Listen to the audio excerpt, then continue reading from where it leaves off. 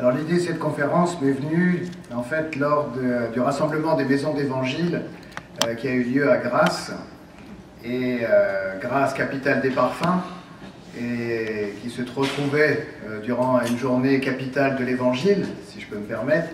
Et bien en fait c'était le père Jean-Louis Gazaniga, qui était curé de la paroisse à cette époque-là, qui a eu l'idée de me proposer de mettre sur pied une réflexion avec des ateliers autour de justement des parfums dans la Bible. Et bien, le sujet m'a passionné, et ça fait presque 3-4 ans que je le travaille, que je le retravaille, parce que j'y découvre en fait une richesse illimitée, hein, et en fait avec un sentiment toujours d'une nécessité d'approfondir, hein, et de découvrir des choses nouvelles. Voilà, donc ce soir ce que je vais vous livrer, eh bien c'est là où j'en suis. Hein, il y a certainement encore des chemins à explorer, des nouvelles pistes de découverte, mais voilà, on va partager ça ce soir ensemble. Alors je vous souhaite un bon voyage parfumé au cœur de la Bible et au cœur des parfums. Merci. Alors tout d'abord, pour commencer, ce qui est important, c'est de savoir de quoi on parle, et donc de définir les mots. Alors nous allons préciser l'origine du mot parfum.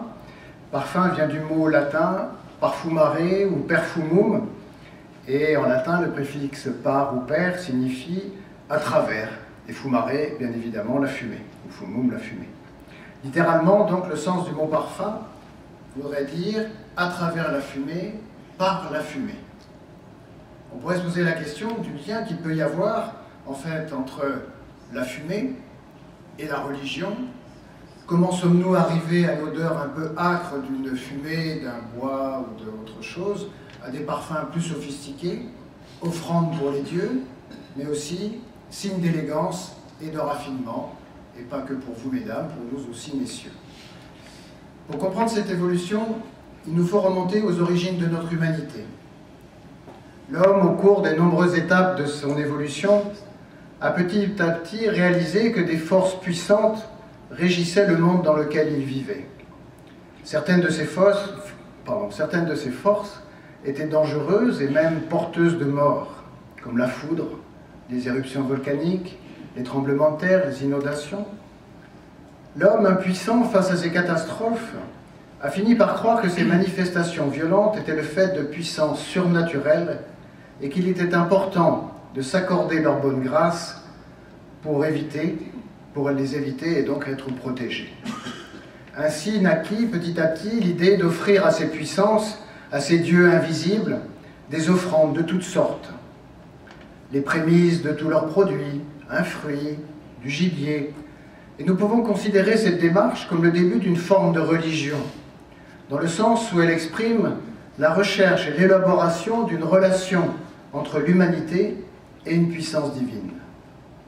C'est Cicéron qui donne la première définition du mot religion comme le fait de s'occuper, je le cite, comme le fait de s'occuper d'une nature supérieure que l'on appelle divine et de lui rendre un culte. Mais à qui rendre un culte, et où et comment? Comme ces catastrophes venaient souvent du ciel et qu'également dans le ciel brillaient des grands astres, ce fut donc le ciel, lieu méconnu et mystérieux à l'époque, qui fut identifié comme le lieu de résidence de ces puissances. Ciel que l'homme petit à petit divinisa.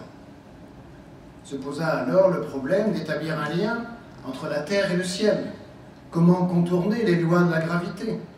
Comment faire monter une offrande vers le ciel, vers ces dieux, afin que nos offrandes leur soient encore plus agréables? La découverte du feu allait apporter une réponse à cette question.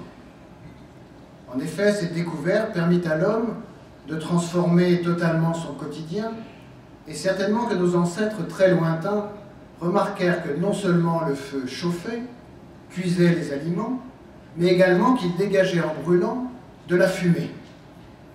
Et cette fumée qui s'élevait vers le ciel pouvait très bien devenir un excellent moyen de créer ce lien visible entre la terre et le ciel. Ce lien avec les dieux que l'on voulait honorer. On découvre alors que des brassées de bois ou de plantes jetées sur les braises dégagent en brûlant ces fumées odorantes Ainsi, à travers la fumée, par la fumée, l'homme pouvait donc faire monter vers le ciel, vers ses divinités, une offrande moins matérielle et donc en quelque sorte plus spirituelle. Les Hébreux, beaucoup plus tard, adoptèrent eux aussi ces pratiques religieuses. Et en écoutant ce passage de la Genèse, nous ne sommes pas si éloignés du sens que nous venons de leur donner. Passage où il est écrit, et je cite, « Noé construisit un autel en l'honneur de Yahvé. Il prit de tous les animaux purs et de tous les oiseaux purs, et il en offrit un sacrifice par le feu sur cet autel. Yahvé sentit la bonne odeur et dit en son cœur, « Je ne maudirai plus jamais la terre à cause de l'homme, car les pensées du cœur de l'homme sont mauvaises dès sa jeunesse. Je ne recommencerai plus à frapper les êtres vivants comme je l'ai fait. » Dans ce passage, le lien entre offrande et protection, ou miséricorde, est évident. Mais pour autant, dans ces rites qui vont perdurer pendant des siècles, il s'agit uniquement d'animaux, et donc d'odeurs de viande brûlée. Et même si cette odeur est agréable à Yahvé, il n'est pas encore réellement question de parfum. Parfum et religion. Pour commencer à vraiment parler de parfum, il nous faut pour cela attendre 4000 ans avant Jésus-Christ, chez les Égyptiens, pour trouver les premières traces d'utilisation de plantes aromatiques dans des cérémonies religieuses. Branches, herbes, racines, gommes ou résines sont ainsi brûlées pour répandre des odeurs plus agréables offertes aux dieux. Chaque jour, les Égyptiens brûlaient des aromates pour le dieu du soleil, Ra, à son lever, à son zénith et à son coucher. Ils brûlaient le célèbre ensemble appelé kifi, un mélange très odorant composé de myrrhe, de lentisque, de baies de genévrier, de graines de fenugrec, de pistaches, le tout broyé et mélangé à du vin et à une préparation cuite à base de résine et de miel. Il nous est facile d'imaginer que dès la plus haute antiquité, ces fumées épaisses, odorantes, s'élevant en tourbillon vers le ciel, accompagnées de prières, représentaient un symbole fort, porté par la conviction que des vœux adressés aux dieux leur parviennent plus vite s'ils sont portés par ces fumées au parfum agréable. C'est donc dans ces temples que se développa petit à petit l'art de la parfumerie, où différents mélanges correspondaient à des rites précis. Fumée purificatrice, fumée à la gloire des dieux, fumée offerte pour que les prières soient exaucées. Mais l'art du parfum ne se limitait pas aux seules fumigations. Grâce aux découvertes des diverses propriétés de ces résines et aromates, les prêtres se mirent à fabriquer des onguents pour la toilette des statues divines et pour la momification des grands personnages. Les parfums nous viennent donc du domaine du sacré, comme offrande aux dieux et élément fondamental de l'embaumement. Mais peu à peu, pour les personnages illustres tels les rois ou les pharaons, le parfum fait son entrée dans le monde profane, paré des vertus qui lui viennent de son utilisation sacrée. Purification, thérapeutique, embaumement, apaisement, envoûtement et séduction. Cléopâtre, dont on connaît son grand pouvoir de séduction, était une grande utilisatrice d'huile parfumée dont elle se servait pour séduire ses amants. Par manque de temps, faisons l'impasse sur toutes les civilisations qui utilisèrent le parfum de manière sacrée ou profane, et revenons aux Hébreux, qui sont le sujet de notre réflexion ce soir. Chez les Hébreux, l'usage des parfums est plus tardif, mais leur longue période d'esclavage en Égypte leur permit de connaître et de s'approprier les techniques de parfumage et d'embaumement. Moïse, par sa culture égyptienne, connaissait et utilisait les parfums. Nous en retrouvons la trace dans le livre de l'Exode, où un jour, Yahvé demande à Moïse de fabriquer du parfum, d'en boire une partie et de mettre l'autre dans la tente du rendez-vous de la rencontre avec Yahvé. Pour les Hébreux, le parfum était donc sacré et précieux pour leurs rites religieux, comme également présent dans leur vie quotidienne. Les Romains, à leur tour, accordèrent une grande place au parfum. Ils apportèrent des améliorations quant aux ingrédients et en développèrent l'usage, tout d'abord eux aussi en l'honneur des dieux, mais également lors des rites funéraires et des pratiques quotidiennes. Les parfums d'ambiance virent le jour à Rome, et ils ont une importance considérable, où le parfum est utilisé pour ses vertus thérapeutiques. Néron utilisait ainsi un baume à base d'encens aux vertus régénératrices pour éliminer les traces de ses nuits d'orgie. L'importance du parfum à Rome, ainsi que son statut de principal port de la Méditerranée, lui confère le titre de capitale du parfum et lui permet de s'enrichir grâce au commerce des produits parfumés. L'industrie se développe autour des onguents, des pommades et des pâtes parfumées. Sautons quelques siècles et retrouvons-nous au début du Moyen-Âge, où dès le XIIe siècle, l'influence du monde arabe par les échanges commerciaux et les croisades va étendre l'utilisation et le succès du parfum grâce à la découverte de la distillation et la culture de certaines plantes à parfum. En Europe, l'extension du christianisme fait petit à petit régresser les parfums et l'usage des cosmétiques, car encore trop associés à des rites païens. Toutefois, l'utilisation de certains onguents, d'huile, d'encens et de la myrrhe perdure dans la liturgie.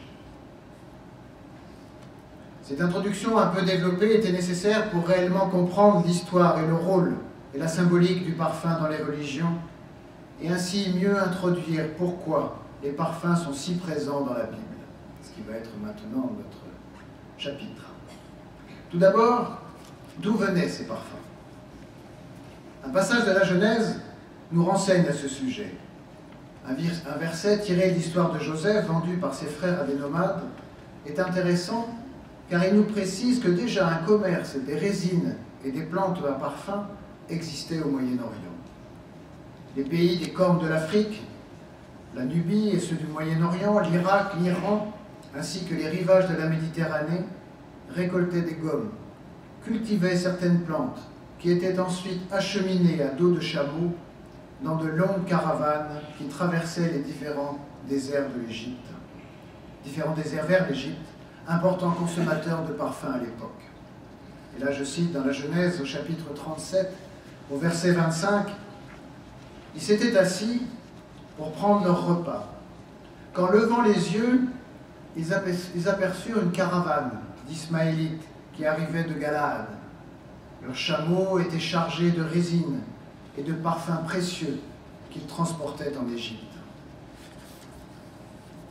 Galaad, située en Jordanie, près du Jourdain et du mont Hébron, était une région très fertile et productrice de gommes odoriférantes. L'Éthiopie et l'Érythrée également, l'ancienne Nubie, étaient aussi grandes pourvoyeuses de produits odorants, parmi lesquels la civette, sorte de petit chat sauvage, dont le parfum puissant était considéré comme aphrodisiaque, et était acheminé dans des cornes de buffle pour ne pas s'altérer.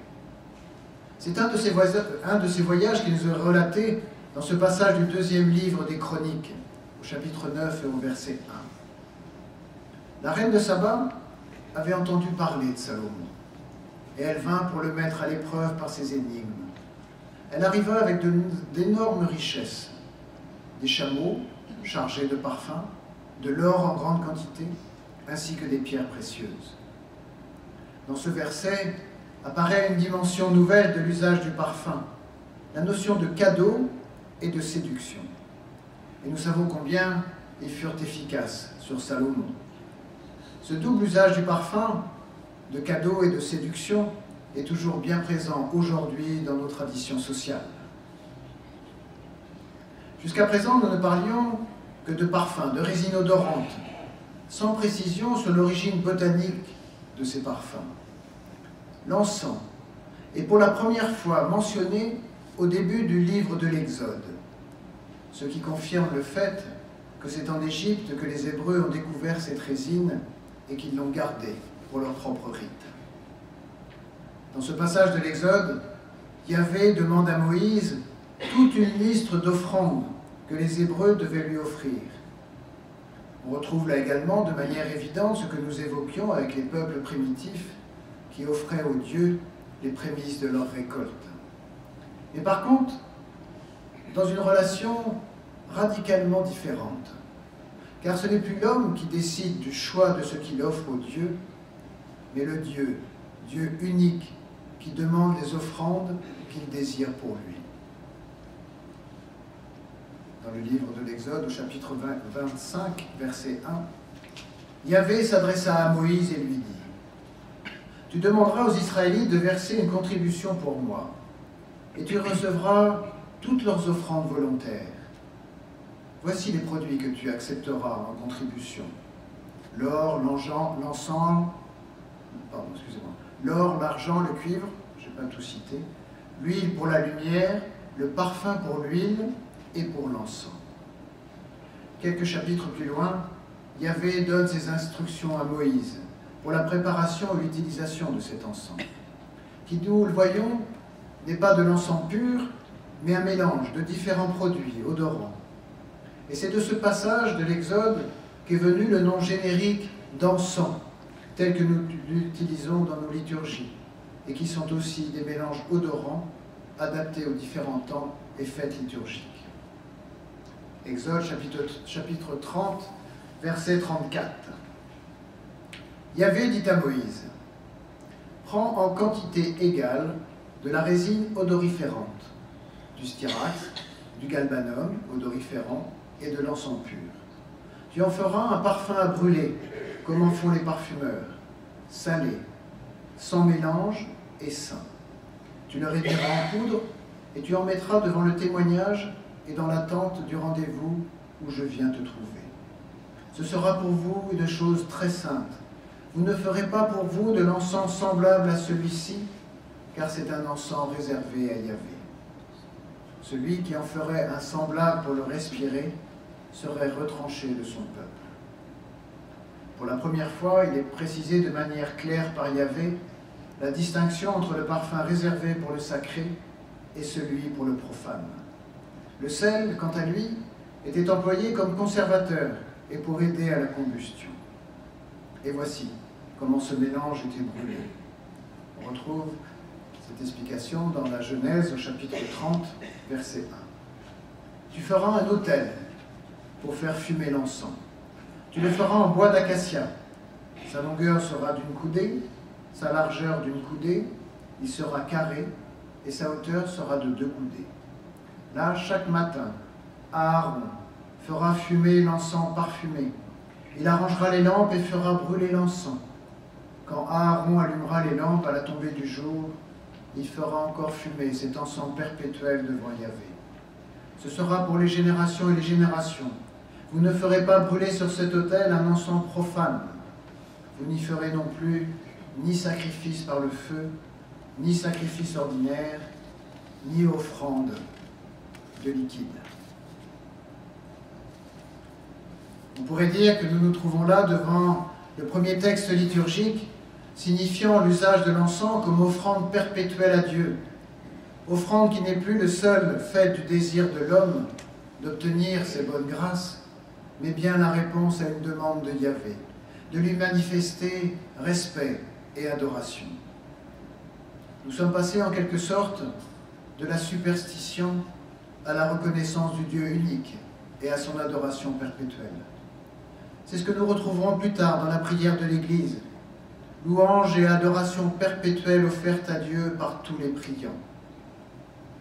Autre chose intéressante dans ce passage, c'est la distinction claire qui est faite entre parfum et holocauste, demandé par Yahvé, qui signifie 2 aspects bien distincts de notre relation à Dieu, expiation et adoration, sacrifice et offrande.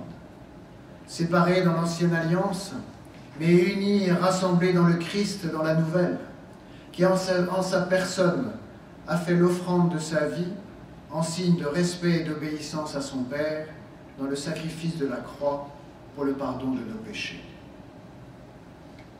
Mais qui avait la charge de faire monter ces fumées bien distinctes vers Yahvé? Nous en avons une réponse dans le livre des Chroniques, le premier, au chapitre 6, verset 34. Aaron et ses fils faisaient fumer les sacrifices sur l'autel des holocaustes et sur l'autel des parfums, bien distinctes. Il s'occupait de tout le service des rites sacrés et du rite de l'expiation pour Israël, selon tout ce qu'avait ordonné Moïse, serviteur de Dieu. Ce passage confirme bien ce que nous venons de dire sur la séparation entre l'autel de l'encens et l'autel des sacrifices et le sens de chacun des deux sur le rite sacré d'adoration et celui de l'expiation. Ceux qui avaient donc la charge de faire ces sacrifices ou de faire fumer l'autel des parfums, ce sont les prêtres, ceux qui ont reçu l'onction, ceux qui sont en charge du temple et de faire brûler l'encens parfumé pour l'autel de Yahvé, dans le Saint des Saints, où se trouvait l'arche de l'Alliance. Voici introduit peut-être d'une certaine manière la notion de ministère, c'est-à-dire d'hommes choisis parmi le peuple pour assurer les rites de dévotion à Dieu. Nous retrouvons un passage là, dans Siracide, Ben Sirac, au chapitre 45, verset 16. Aaron a été choisi parmi tous les vivants pour présenter l'offrande au Seigneur avec l'encens d'agréable odeur, afin que le Seigneur se souvienne de son peuple et lui pardonne ses péchés. Les rites évoluent, se simplifient, et l'on voit apparaître l'usage de l'encensoir. Dans le livre des Nombres, chapitre 16, verset 17. « Prenez chacun votre encensoir et mettez dedans de l'encens, puis chacun fera l'encensement devant Yahvé.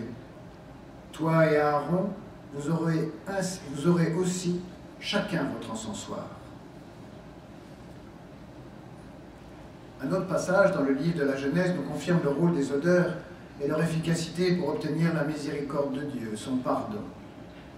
Dieu, touché par la bonne odeur du sacrifice, renonce au châtiment envers les hommes. C'est la miséricorde de Dieu qui s'exprime ainsi en Genèse 8, chapitre 21. Yahvé sentit la bonne odeur, et il dit en son cœur, « Je ne maudirai plus jamais la terre à cause de l'homme, car les pensées du cœur de l'homme sont mauvaises dès sa jeunesse. Je ne recommencerai plus à frapper les êtres vivants comme je l'ai fait. » Plusieurs passages de l'Ancien Testament font ainsi référence à cette bonne odeur des sacrifices, ou de l'encens, ou à l'odeur agréable sentie par Dieu qui l'incite à la miséricorde, au pardon des péchés. Mais alors, si Dieu est si sensible aux odeurs agréables des sacrifices, aux parfums qui s'élèvent vers lui, c'est qu'il a du nez. Pas dans un sens anthropologique, bien sûr, mais spirituel. Mais qui est ce Dieu si sensible aux odeurs, qui a besoin de l'odeur d'animaux sacrifiés, de parfums voluptueux, pour décider de ne plus détruire la terre? Est-ce vraiment l'odeur de la viande grillée ou des parfums qui a su le convaincre? Ou n'a-t-il pas senti en même temps un parfum plus discret? Le parfum du respect, de l'adoration, celle qui anime Noé et à travers lui toute l'humanité. Un parfum qui continue de s'élever malgré le péché. Un petit parfum presque insensible, mais que rien n'efface, qui rend l'homme capable de Dieu, même quand il lui a tourné le dos. Un petit fumet qui ne cessera jamais de monter vers le ciel. Un parfum par lequel Dieu et l'homme sont liés à jamais. Et c'est ce parfum si particulier de la foi, de l'homme, même la plus discrète, qui est agréable à Dieu et lui fait renoncer à tout châtiment. Cependant, l'homme doit être conscient que dans notre monde, le mal rôde. En effet, même si les pensées sont mauvaises dès sa jeunesse, il doit faire tout ce qu'il peut, pour repousser le mal loin de lui. Et on retrouve ici le rôle de purification du parfum, pas uniquement contre les mauvaises odeurs, mais surtout contre les mauvaises pensées. Démarche de purification de notre vie, démarche de conversion à laquelle tout baptisé est appelé. Dans le livre de Tobie, au chapitre 6, verset 17, « Lorsque tu seras entré dans la chambre, prends le foie et le cœur du poisson, et pose-les sur les braises de l'encens. L'odeur se répandra, et dès que le démon la sentira, il prendra la fuite. je t'assure qu'on ne le verra plus jamais rôder autour de la jeune fille. Je pense que ça ne se limite pas aux jeunes filles. Nous avons évoqué au début les vertus thérapeutiques et de conservation de certains produits aromatiques qui étaient utilisés par les Égyptiens pour embaumer les morts. Nous retrouvons la trace de ces pratiques chez les Hébreux, dans le livre de la Genèse également, chapitre 5, versets 2 et 3. Joseph ordonna aux médecins qui étaient à son service d'embaumer son père, et les médecins embaumèrent Israël. Cela durera 40 jours, car tel est le temps nécessaire pour l'embaumement. Ou également dans le livre des Chroniques, le 2e, chapitre 16, verset 14, Asa se coucha avec ses pères. Il mourut dans la 41e année de son règne. On l'enterra dans le tombeau qu'il s'était fait creuser dans la cité de David. On le coucha sur un lit tout recouvert d'aromates et de parfums, préparé à la manière des parfumeurs. Et l'on fit en son honneur un feu magnifique. Le parfum, objet de culte pour Dieu, pour nos morts, de cadeaux, de purification, d'offrandes, mais aussi, comme je vous le disais tout à l'heure, de séduction, car lié à la beauté. Dans le livre d'Esther, au chapitre 2, verset 12. Durant 12 mois, les jeunes filles se préparaient. Pendant 6 mois, elles se parfumaient avec de l'huile de myrrhe, et pendant les 6 autres mois, avec des parfums et des produits de beauté pour femmes. Après ce temps occupé par les soins de beauté, chaque jeune fille, à son tour, devait se rendre auprès du roi. Nous pourrions interpréter ce passage comme l'image de 2 temps, qui étaient donnés aux jeunes filles pour se préparer à la rencontre de leur roi. 2 temps. 2 temps pour nous baptiser, comme l'Avent et le Carême, qui nous sont aussi donnés dans notre vie de chrétien pour nous préparer notre cœur, le rendre plus beau, pour pouvoir rencontrer nous aussi notre roi le Christ. Dieu humble, qui à Noël se fait homme, et de notre roi souffrant, Dieu humilié, qui en Jésus donne sa vie sur la croix. Une autre propriété du parfum importante est de susciter la mémoire, de rendre présent par sa puissance évocatrice un souvenir, une personne, et ceci parfois de manière très précise. Je donne aussi des cours, je forme des jeunes, j'ai un de mes élèves qui est là, et je suis toujours émerveillé, je fais une petite parenthèse, et je suis toujours émerveillé justement par cette puissance évocatrice du parfum, quand je fais découvrir des produits odorants à ces jeunes élèves, et combien ça fait émerger en eux des souvenirs comme ça, très anciens parfois, et avec une précision qui les étonne à chaque fois, et moi également.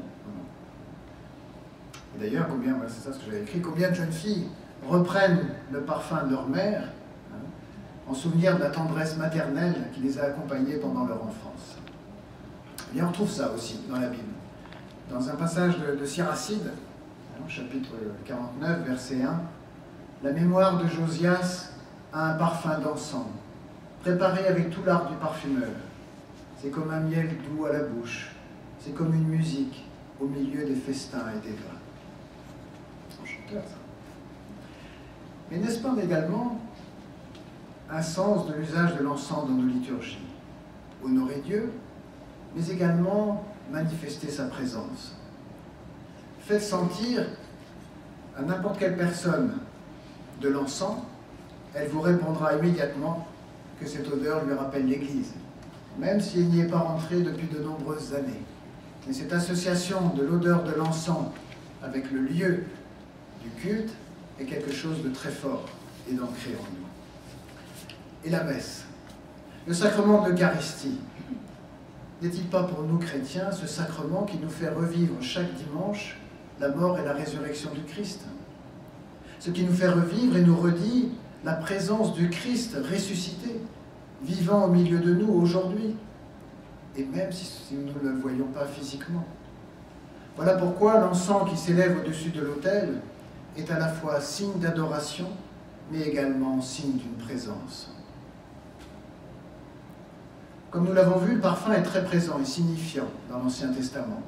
Il l'est un peu moins dans le Nouveau, mais sa symbolique reste toujours aussi forte.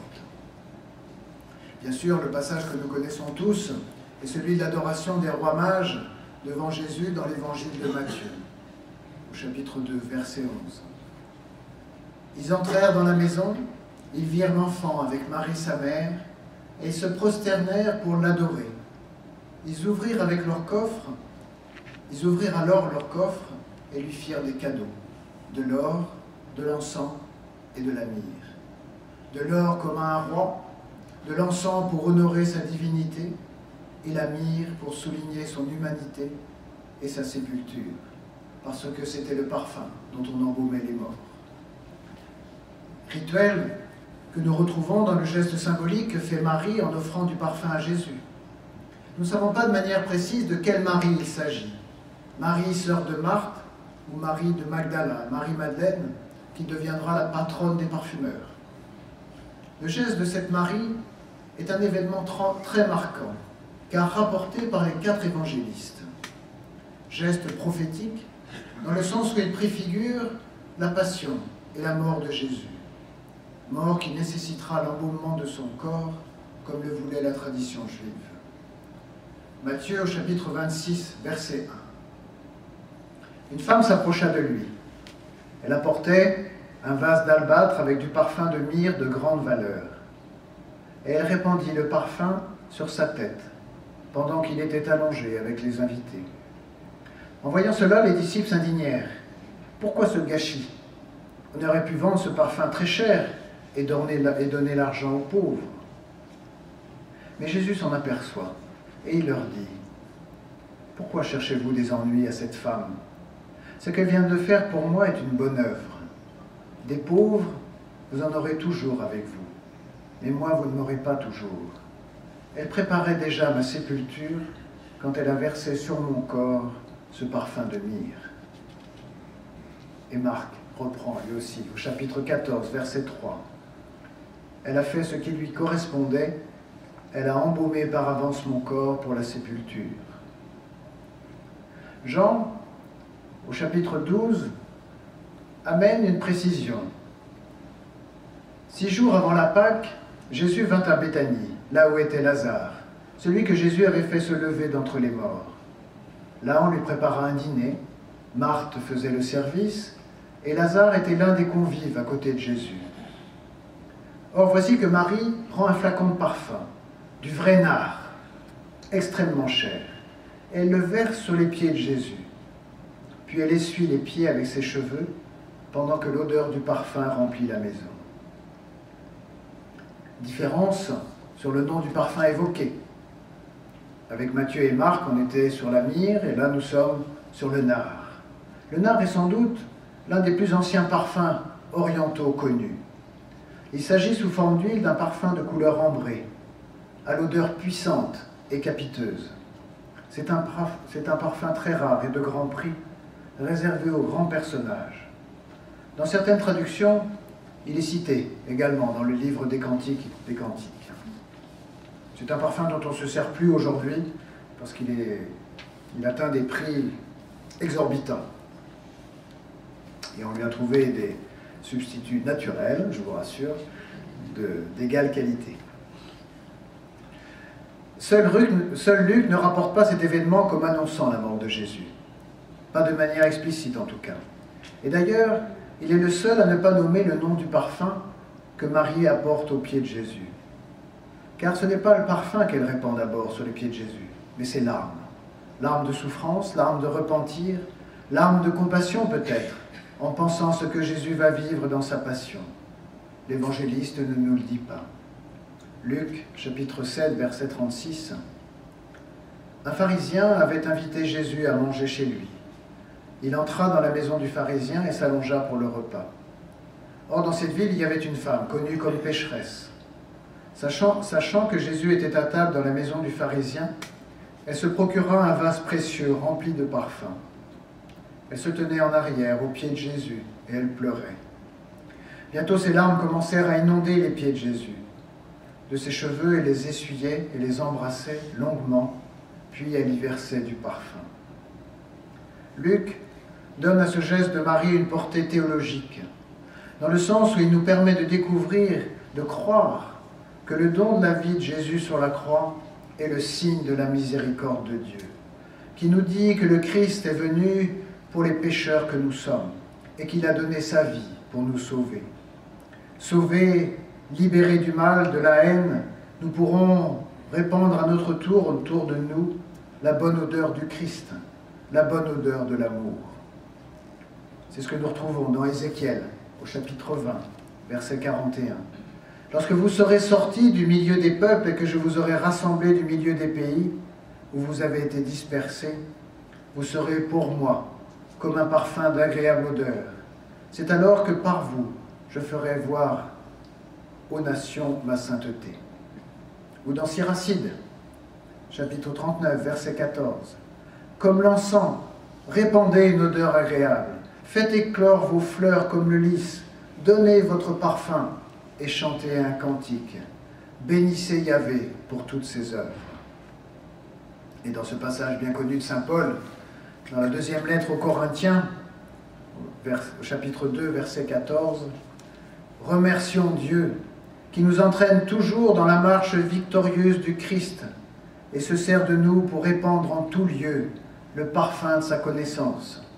Si le Christ est la victime, nous sommes l'odeur du sacrifice qui monte vers Dieu, nous sommes la bonne odeur du Christ. » Mystère de la nouvelle alliance, qui nous fait découvrir que nous sommes appelés à devenir la bonne odeur du Christ. Comme le Christ, offrande véritable au Père, fut pour Dieu le parfum unique, suprême victime pour nous donner la vie, nous sommes en lui, par lui, avec lui, l'encens offert à Dieu. Nous sommes le parfum agréable à Dieu pour le pardon de nos péchés. Par la miséricorde de Dieu et par le sacrifice de son Fils, nous sommes la bonne odeur du Christ.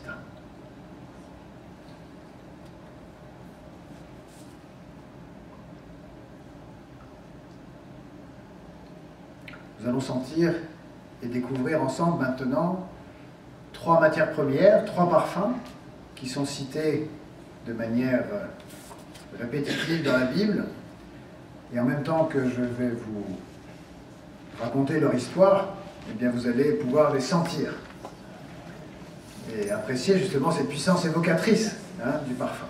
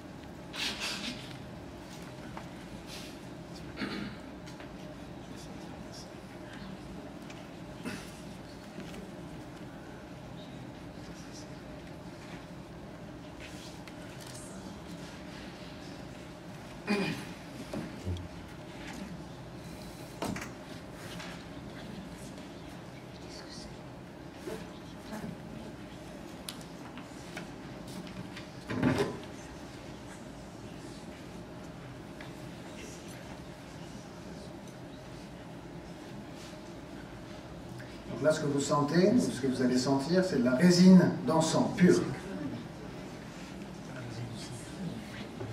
Pas celle du Saint-Crème. Saint-Crème, c'est différent. Voilà.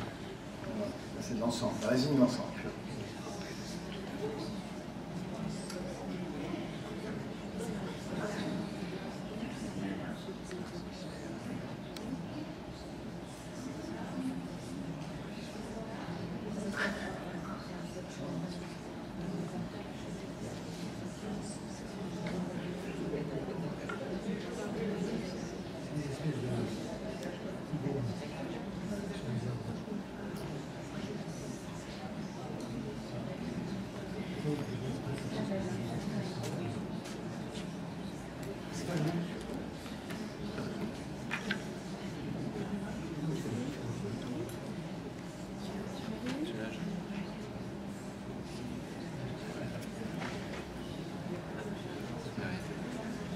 je vais vous faire faire un petit exercice. Vous n'allez pas vous en tirer comme ça, quand même. Avant d'échanger sur ce que l'on perçoit, sur ce que l'on sent, c'est important d'abord de s'approprier l'odeur. Et donc de se concentrer sur ce que l'on sent et de laisser monter en soi les souvenirs, les émotions, tout ce que cela peut susciter, les images. Voilà. Et une fois que justement cette expérience personnelle, on l'a faite, après on peut partager. Mais c'est important déjà d'identifier en fait ses propres réminiscences. Et je vais vous donner un petit exemple. Lorsque je me préparais au diaconat, il y a une année, on était le seul couple en préparation, et j'ai eu la chance d'avoir le père Frédier comme professeur uniquement pour moi. Et donc en fait, on faisait des rencontres chez lui. Et un jour, il me dit, tiens, j'ai une autre toilette dans ma salle de bain que j'aime beaucoup, mais je ne la trouve plus dans le marché. Est-ce que vous pourriez me dire ce qu'il y a dedans? Il va me chercher son autre toilette, et je commence à sentir. Et en sentant, moi quand je sens, je ferme instinctivement les yeux pour me mettre en introspection, pour me couper du monde extérieur. Et donc j'étais là en train de sentir et tout. Et je rouvre les yeux en disant, puis j'avais commencé à parler, et je vois le père Frédier qui me regarde comme ça, et qui me dit, mais j'ai cru que vous étiez en prière. et en fait, cette remarque, on l'a creusée et approfondie ensemble après, il y a quelque chose de ressemblant. Où en fait, dans l'analyse olfactive, eh bien, en fait, on s'isole du monde et on arrive à se créer une espèce de bulle dans laquelle on est, et pour être en lien avec ce parfum qu'on est en train de sentir. Eh bien, dans la prière, c'est exactement la même chose. On se crée aussi cette bulle pour être en lien avec Dieu d'une manière profonde et personnelle. Alors voilà, donc sentez cet encens résinoïde comme si vous étiez en train de prier.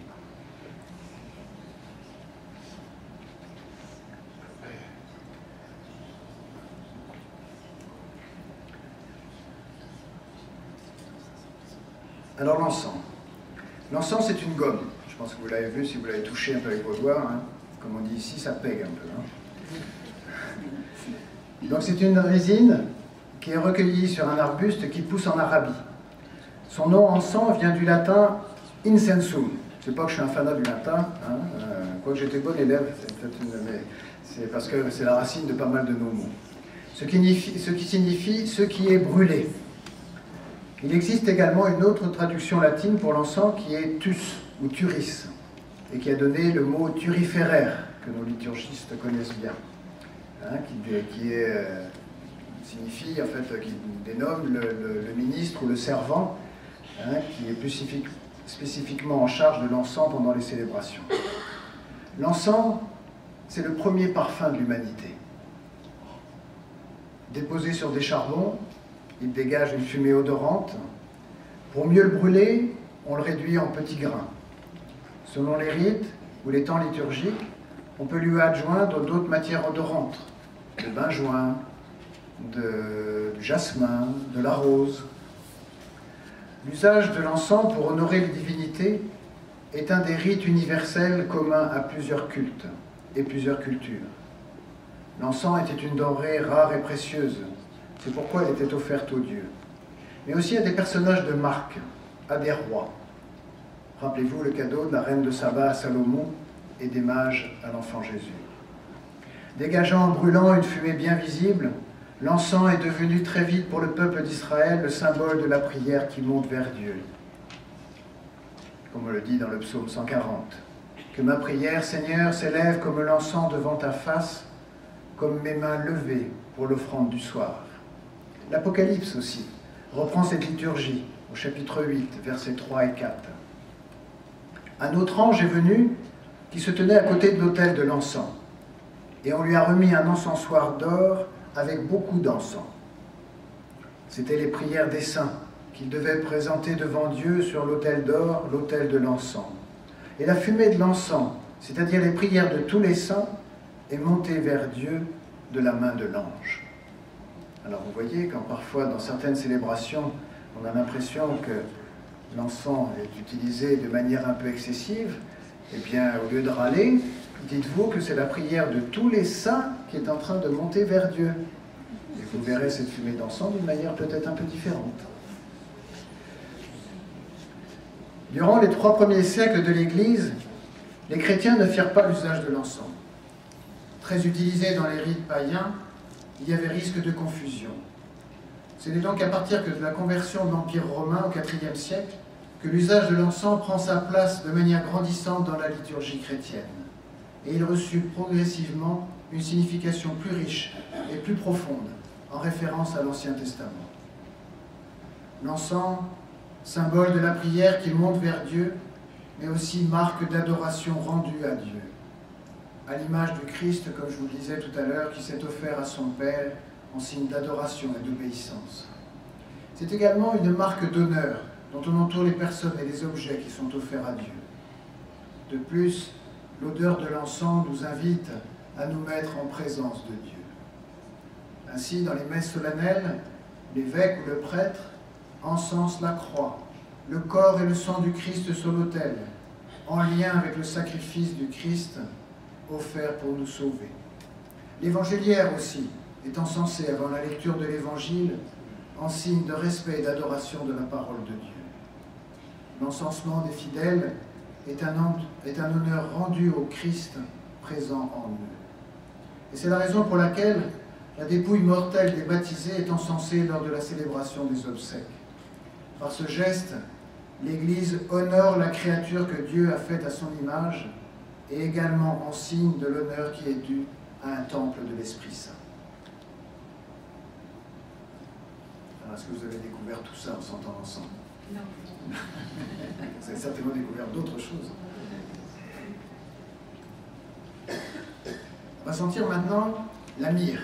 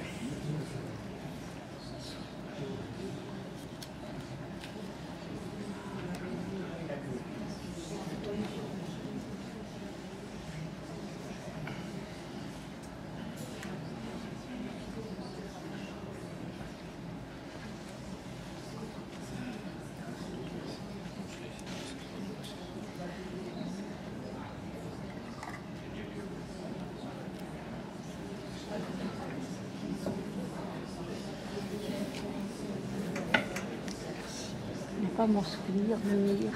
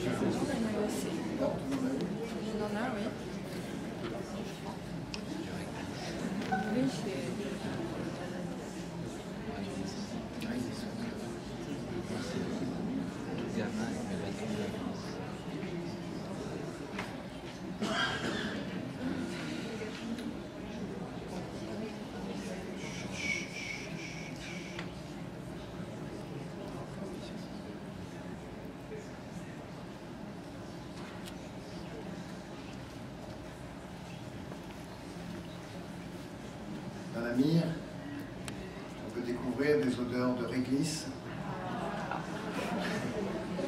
Ça évitera les débats. On peut aussi découvrir des odeurs de terre humide, des odeurs de sous-bois, des odeurs de bois un peu en putréfaction. Voilà.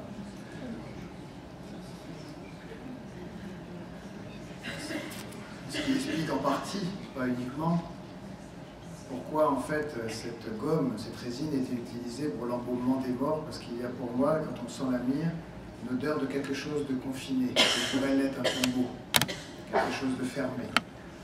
C'est pas la raison pour laquelle c'était utilisé, c'est du fait de sa composition qui préservait les chairs que ça a été utilisé, mais on retrouve un lien dans l'odeur et l'utilisation qui était faite.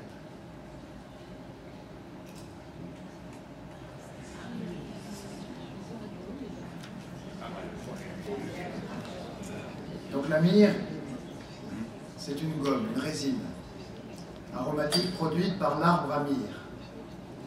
La gomme résineuse est récoltée sur le tronc d'arbre d'où elle suinte naturellement. Elle était récoltée dans la région du Yémen et transportée à dos de chameau dans tout le bassin méditerranéen. Son commerce se déclina avec l'arrivée du christianisme qui ne retint que l'encens pour la liturgie. Elle y est pourtant souvent associée dans l'Écriture. Ainsi, dans le Cantique des Cantiques, au chapitre 4, verset 6. Avant que ne souffle la brise du soir et que déjà les ombres s'effacent, j'irai à la montagne de la myrrhe, aux collines de l'encens. Dans le livre de Ben Sirac, chapitre 24, verset 15, comme le cinnamone, la cannelle, j'ai donné mon parfum comme les plantes odoriférantes. Comme les sèves aromatiques, j'ai répandu ma senteur. Comme le baume et la myrrhe de choix, comme les vapeurs de l'encens dans le sanctuaire.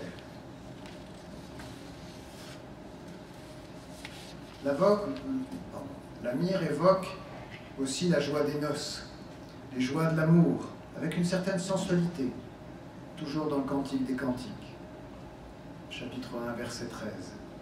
Mon aimé met un sachet de myrrhe reposant entre mes seins. La myrrhe dans le Nouveau Testament se rapporte toujours à Jésus, de sa naissance à sa mort.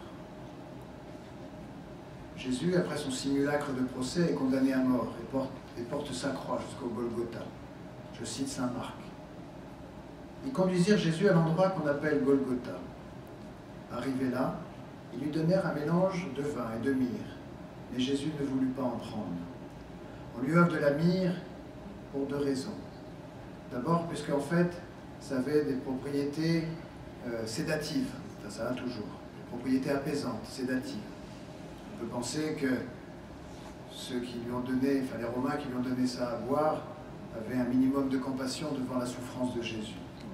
Mais on peut lui donner également un autre sens, car celui qui était mortel par nature s'est anéanti lui-même, jusqu'à mourir pour nous sur une croix. Et le vin, depuis la scène, depuis son dernier repas avec ses disciples, c'est le sang du Christ. L'alliance du vin et du parfum précieux de la myrrhe est le symbole du mystère des noces de l'agneau, de cette vie nouvelle dans le Christ qui nous est offerte par sa mort et sa résurrection. Ainsi, la myrrhe, de sa naissance jusqu'à sa mort, a accompagné le Christ. Saint Jean, chapitre 19.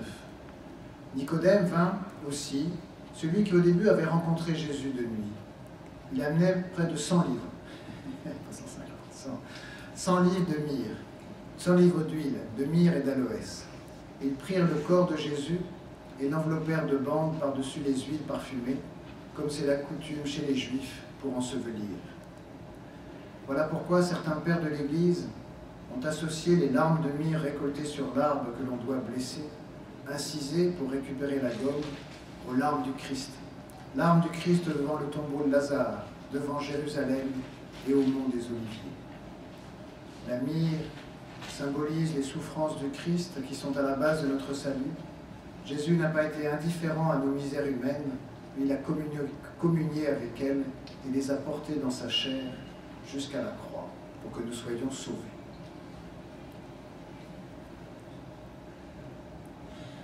Voilà tout ce que peut nous dire la myrrhe.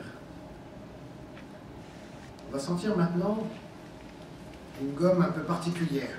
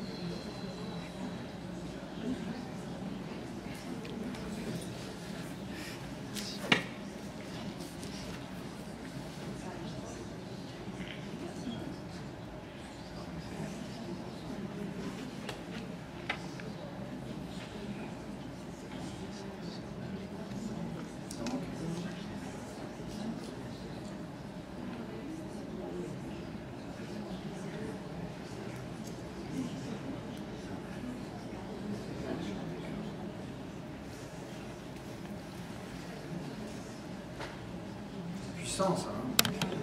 Fort, hein.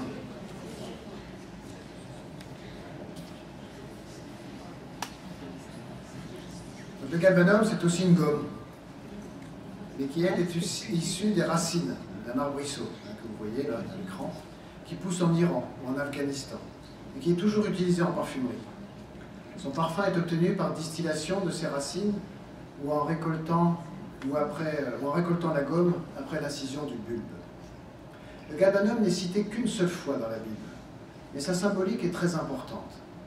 Rappelez-vous, dans le livre de l'Exode, au début de cette conférence, lorsque Yahvé s'adresse à Moïse.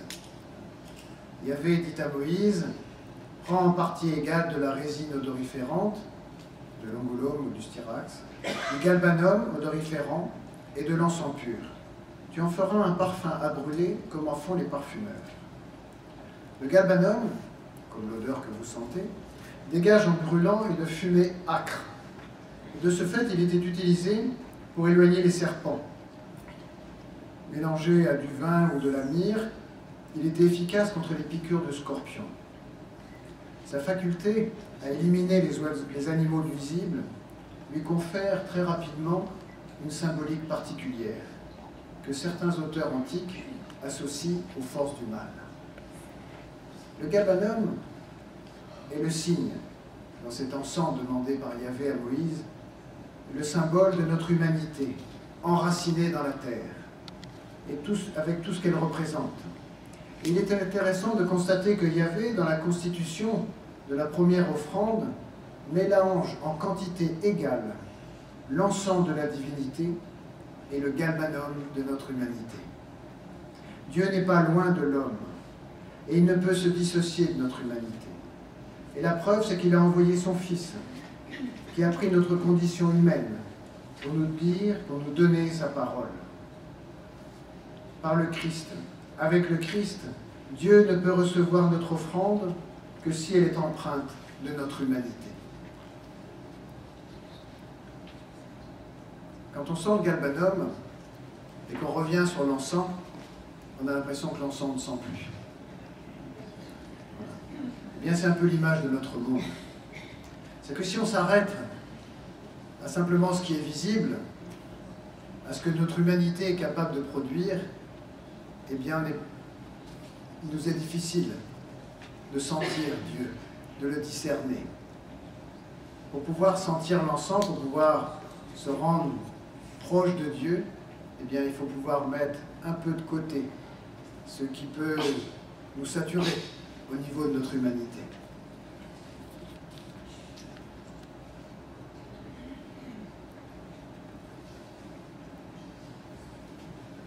Une autre essence qui est importante dans la Bible, je ne les ai pas amenées toutes, parce que j'avais peur d'être court en temps. C'est le cèdre. La symbolique du cèdre est principalement associée au cèdre du Liban. Les Mésopotamiens dédiaient le cèdre au temple. Il suffit de voir, pour ceux qui sont allés au Louvre, il y a des magnifiques panneaux, des temples perses qui sont au Louvre. Dans leur mythologie, le cèdre protégeait l'homme des démons. Les Égyptiens l'utilisaient également pour les portes de leur temple. Le cèdre était utilisé aussi dans les rites d'embaumement pour purifier et rendre incorruptible l'âme du mort. Certains sarcophages étaient en bois de cèdre. Origène, au IIe siècle, disait « Le cèdre ne pourrit pas. Faire du cèdre les poutres de nos demeures, c'est préserver l'âme de la corruption. » Dans la Bible, le cèdre, par sa ramure imposante, est symbole de force, de longévité.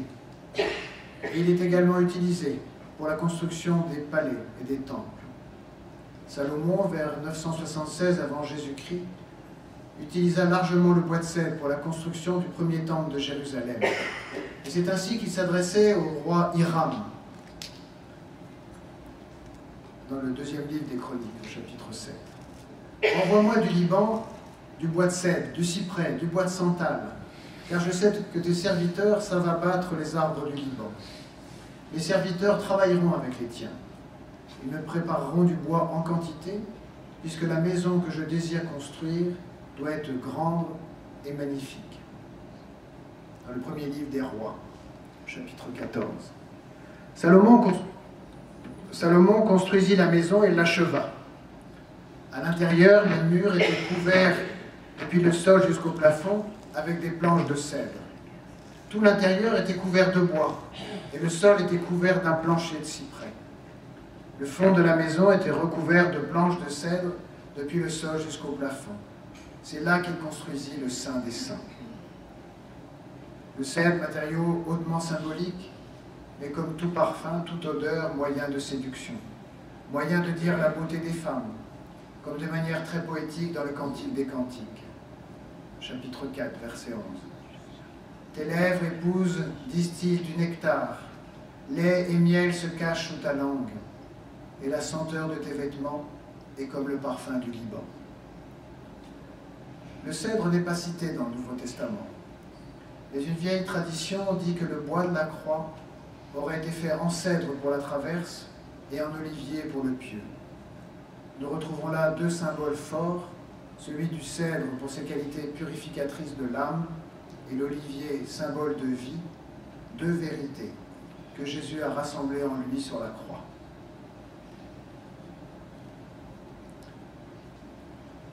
Une autre essence, venue d'un arbre qui est très présent dans tout le bassin méditerranéen, c'est le cyprès.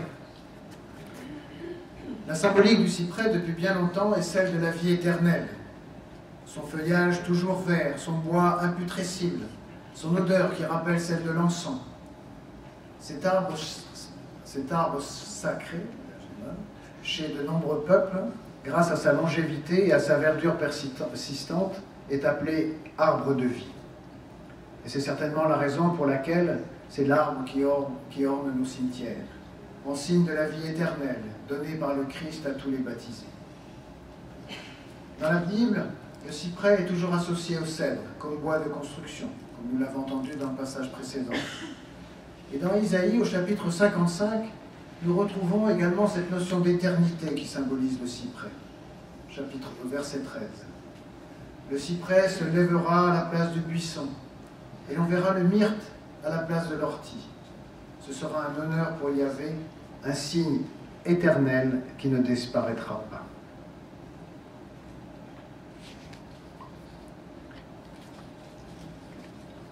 Le dernier produit dont on va parler ce soir, c'est le lys.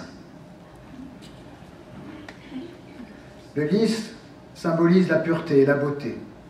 Le lys est cité à plusieurs reprises dans le Cantique des Cantiques pour décrire la beauté et la pureté de la bien-aimée. Je suis comme les roses de Sharon, comme le lys des vallées, comme un lys parmi les broussailles. Telle est ma compagne entre toutes les filles. Et plus loin, ses joues sont des massifs de baume, un parterre de plantes odorantes. Ses lèvres sont des lys, elles distillent la myrrhe vierge. Dans le livre de Ben Sirac, le lys est associé à l'encens pour donner encore plus de beauté à la prière, de louange pour rendre gloire à Dieu. Comme l'encens, répandez une odeur agréable, faites éclore vos fleurs comme le lys, donnez votre parfum et chantez un cantique, bénissez Yahvé pour toutes ses œuvres. Et puis ce passage de Matthieu au chapitre 6, où le lys est cité pas pour son odeur, mais pour la beauté de sa fleur. Voyez comment sortent les lys des champs, et instruisez-vous. Ils ne peinent pas, ils ne tissent pas, mais je vous dis que Salomon, dans toute sa gloire, n'était pas habillé comme l'un d'eux.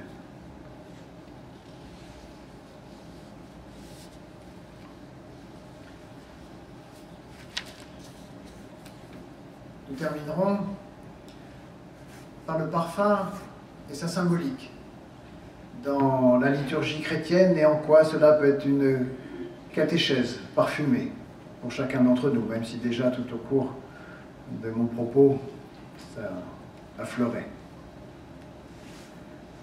La liturgie doit solliciter tous nos sens pour nous permettre d'entrer pleinement dans le mystère que nous célébrons. J'ai envie de dire corps et âme.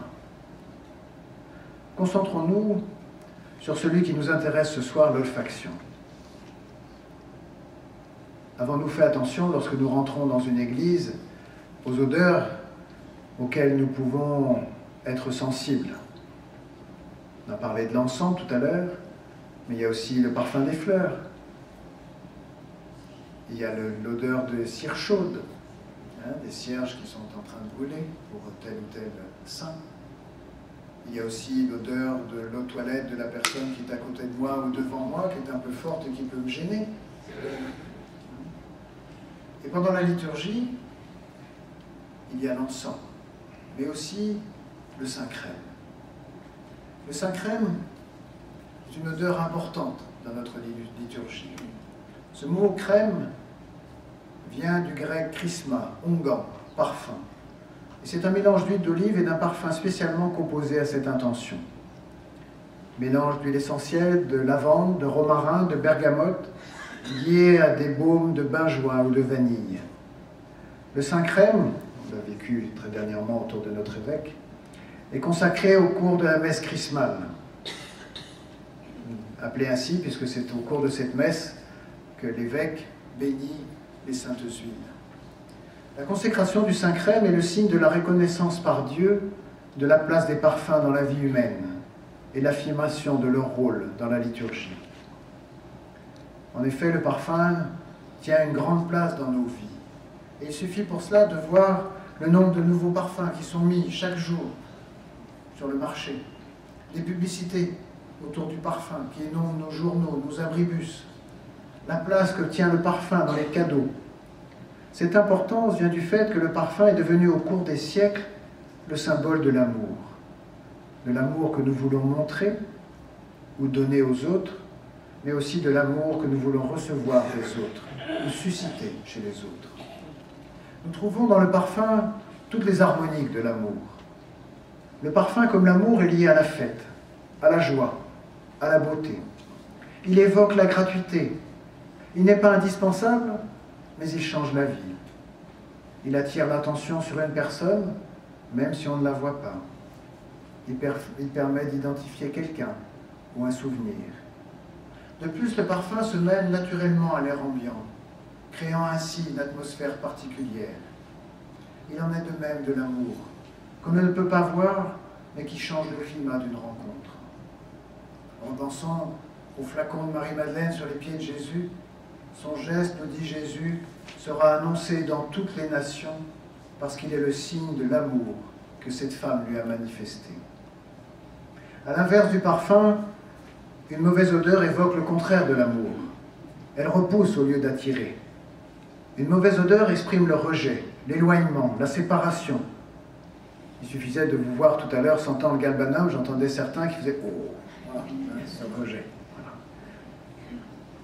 La séparation, la haine, la mort. Ne dit-on pas de quelqu'un que l'on n'aime pas « Je ne peux pas le sentir » ou que la haine empoisonne l'atmosphère. C'est pourquoi on utilise des parfums pour assainir, pour purifier l'air et chasser les mauvaises odeurs, comme est utilisé l'encensoir de Saint-Jacques de Compostelle, hein, pour certainement habiller un peu les odeurs des pèlerins qui arrivent après quelques heures de marche. L'amour, lui aussi, quand il est vrai, purifie le climat. Il change l'atmosphère empoisonnée de nos relations sociales. Immense est la palette des effets du parfum, aussi vaste que celle des effets de l'amour. Il ne faut donc pas nous étonner que le parfum et le langage du parfum tiennent depuis toujours une grande place dans les religions. Dans la religion d'Israël et dans le christianisme, nous avons vu que les références au parfum sont très nombreuses. Et si le parfum tient une telle place dans la tradition juive et chrétienne, qu'il s'agisse de l'autel du sacrifice, de la prière, de la consécration des personnes, de l'embaumement des défunts, c'est parce qu'il est le signe privilégié de l'Esprit Saint, qui est l'amour du Père et du Fils, et par qui l'amour de Dieu est répandu dans nos cœurs. L'Esprit Saint, parce qu'il est l'amour, est source de beauté intérieure, de la joie du cœur, de l'intimité avec Dieu, de la gratuité du don, de l'attention à Dieu et aux autres, de la présence continuelle de Dieu en nous. Jésus est le Christ, celui qui a été oint, qui a été consacré par l'onction de l'Esprit Saint pour être la présence et la révélation de l'amour de Dieu. Son sacrifice, le don de sa vie, fait du Christ le parfum par excellence, l'odeur agréable à Dieu, parce qu'il s'est offert dans l'obéissance et l'amour, vivant jusqu'au bout ce qu'il a toujours dit, il n'y a pas de plus grand amour que de donner sa vie pour ceux que l'on aime. La consécration du Saint-Crème donc nous révèle que Dieu fait du parfum le moyen par lequel il nous donne son propre parfum qu'est l'Esprit Saint. Cela se réalise spécialement par les sacrements où est utilisé le Saint-Crème.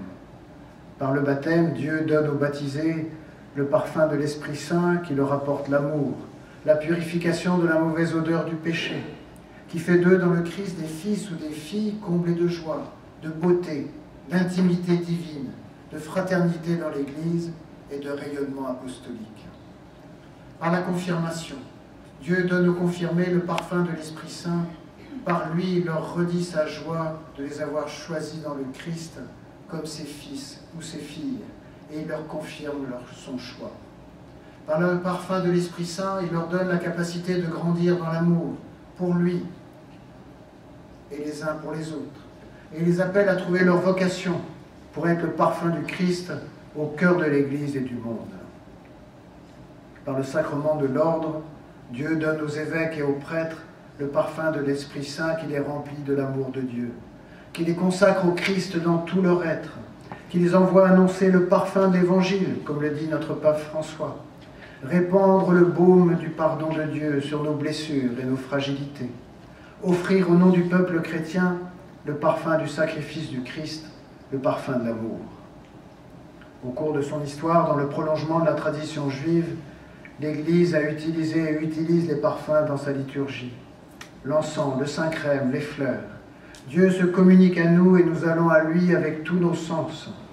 À l'Église, aux apôtres, aux baptisés est confiée la mission d'être le parfum du Christ. Dans la liturgie, comme dans l'annonce de l'Évangile, il faut remettre le parfum à l'honneur dans nos liturgies. Il nous rappelle que nous avons été marqués du Saint-Crème, le parfum indélébile de Dieu, le parfum de l'Esprit Saint, le parfum de l'amour. Je vous remercie.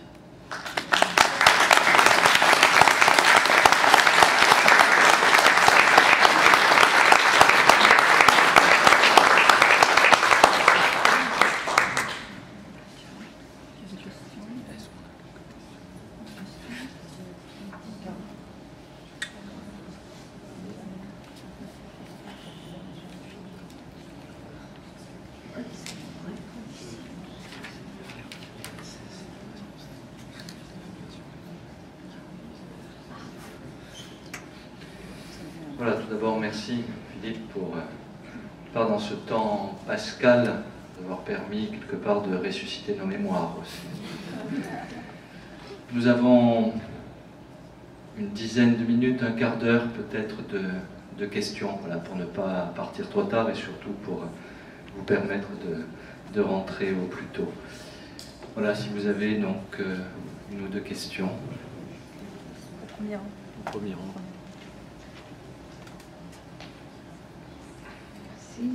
Les bâtons d'encens qu'on achète n'ont rien à voir avec cette gomme? Alors, non. En fait, ils sont... je vais les découvrir, enfin, je vais les retrouver demain, puisqu'en fait, l'Inde est un gros producteur de bâtons d'encens. Et en fait, on retrouve quand même certaines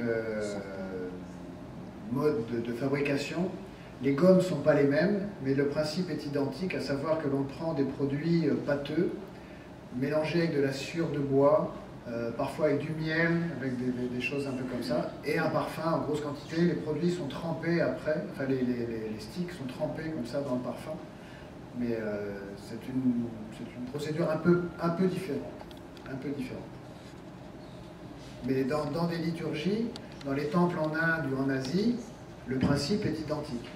C'est-à-dire qu'en fait, c'est de faire quelque chose qui fume, de façon à ce qu'on symbolise cette fumée qui s'élève.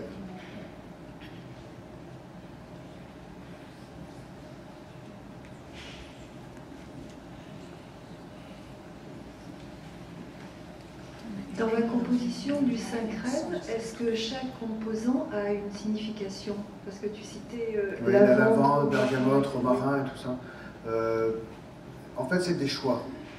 C'est des choix, il n'y a pas une signification particulière. Souvent, c'est en fait des huiles essentielles, disons, méditerranéennes, hein, peut-être à part la vanille qui vient un peu plus des îles, mais en fait, c'est surtout, comme c'est un produit, enfin, c'est un parfum qui va durer toute une année. Et donc, en fait, sa composition, il faut qu'elle s'oxyde le moins possible. Voilà. Donc, c'est plutôt dans ces propriétés-là, c'est un équilibre entre les propriétés olfactives, parce qu'il faut que ça sente bon. Hein, comme je le disais tout à l'heure, par le Saint-Crème, on a la bonne odeur du Christ, donc il faut mieux que ça sente bon.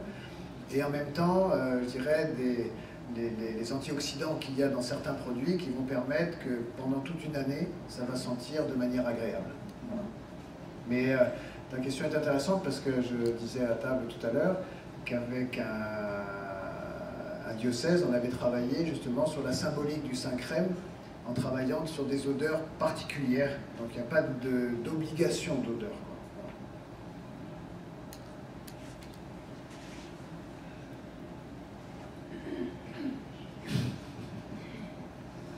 Ils sont sous l'effet du parfum.